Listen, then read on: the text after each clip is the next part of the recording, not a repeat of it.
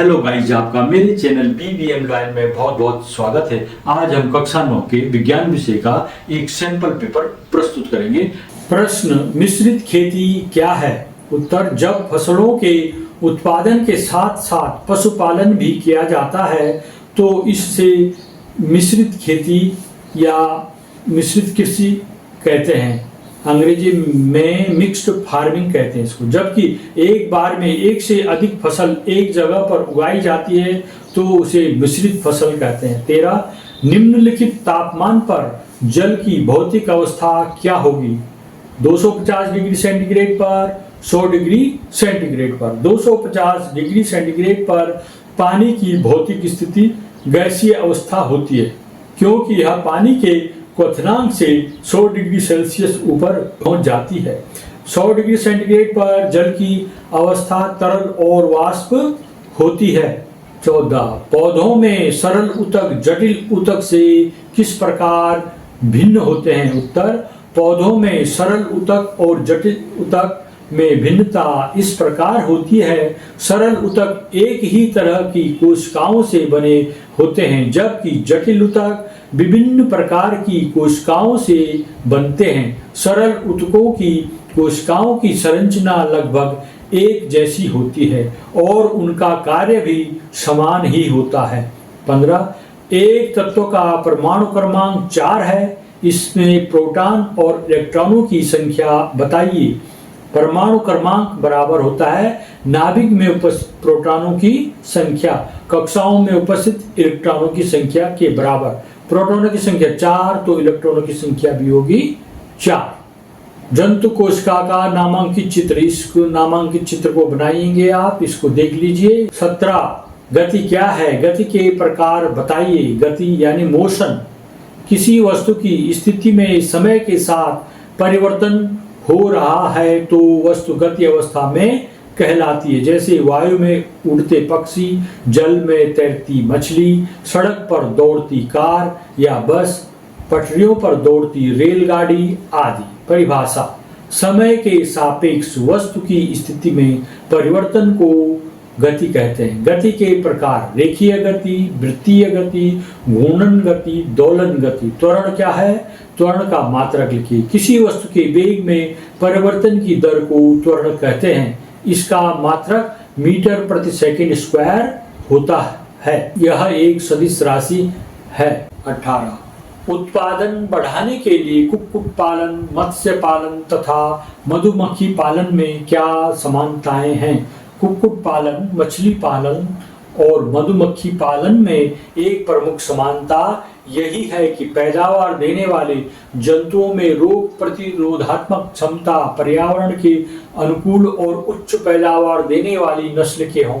तीनों प्रकार के जीव पालन का मुख्य उद्देश्य उच्च उत्पादन के द्वारा अधिक धनार्जन करना है। तीनों का कृषि कार्य के साथ सहायक व्यवसाय के रूप में प्रयोग किया जाता है, जिससे कृषक को अतिरिक्त आमदनी होती है और इसमें अलग से पूरा समय देने की आवश्यकता नहीं होती। 19, पेट्रोल या इत्र डालने पर हमारी हथेली ठंडी क्यों हो जाती है?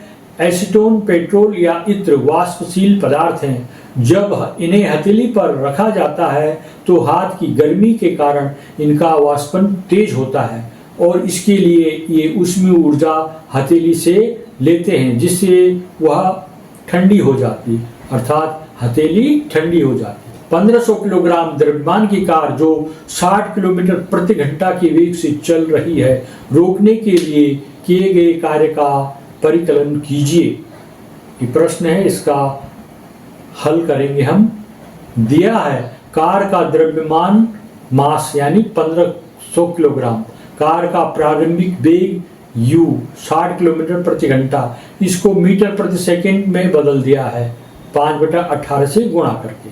कार का अंतिम वेग 0 है, ब्रेक लग जाता है ना उस पर तो 0 हो जाएगा।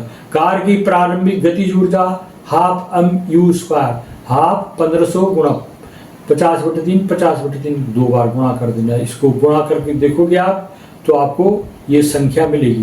कार की अंतिम गतिज ऊर्जा 0 है, इस प्रकार कार को रोकने के लिए किया जाने वाला कार्य क्या है? गतिज ऊर्जा में परिवर्तन। तो इसको घटा देना है आपने, आपके पास आएगा ये इतना जूल आंसर। प्लाज्मा झिल्ली को वर्णात्मक पारगम्य झिल्ली क्यों कहते हैं?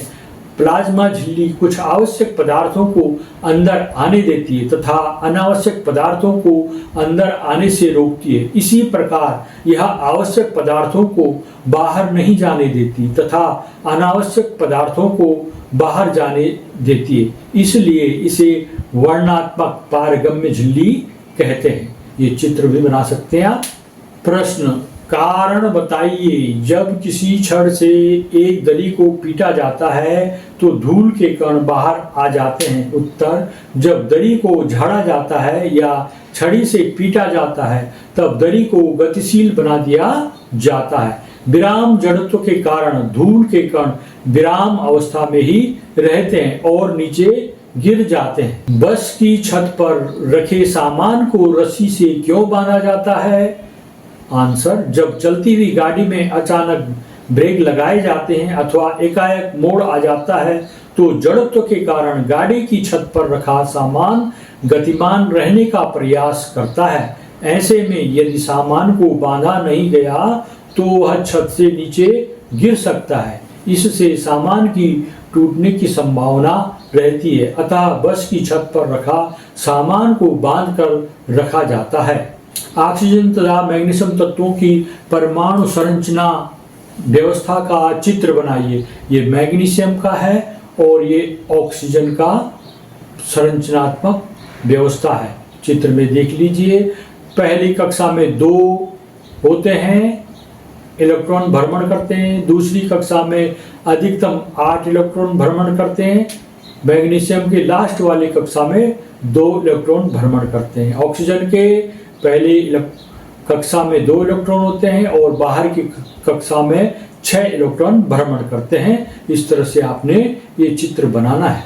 पेशीय रेशे कितने प्रकार के होते हैं? सभी प्रकार के पेशीय रेशों का चित्र बनाकर अंतर स्पष्ट कीजिए। तीनों प्रकार के पेशीय रेशों में रेखित पेशियां, अरेखित पेशियां, इनके बारे में लिखना है। रेखित पेशियां यह प्राय अस्थियों से जुड़ी होती हैं और ऐच्छिक होती हैं। अरेखित पेशियां यह आंख की पलकों, मूत्रवाहिनी और फेफड़ों की श्वसनी में होती हैं और ये अनैच्छिक होती हैं। हृदय पेशी ये भी अनैच्छिक होती हैं, यह हृदय में पाई जाती हैं। गुरुत्वीय स्थितिज ऊर्जा से आप क्या समझते हैं? इसका सूत्र लिखिए। किसी पिंड को अनंत से गुरुत्वीय क्षेत्र के अंदर किसी बिंदु तक लाने में किए गए कार्य को उस बिंदु पर पिंड की गुरुत्वीय स्थितिज ऊर्जा कहते हैं। प्यारे बच्चों, परीक्षा में न्यूमेरिकल्स भी आते हैं, उसमें से 2 न्यूमेरिकल्स मैंने इसमें रखे हुए हैं। पहला प्रश्न है, 40 किलोग्राम द्रव्यमान का एक पिंड पृथ्वी से 5 मीटर की ऊंचाई तक उठाया जाता है, इसकी स्थितिज ऊर्जा कितनी है? एक पिंड है, उसको धरती से 5 मीटर ऊपर उठाया जाता है, तो उसकी हमने स्थितिज ऊर्जा बतानी है, कितनी होगी? उसमें हमको दे रखा है पिंड का द्रव्यमान। पिंड का द्रव्यमान दे रखा हमको, पिंड का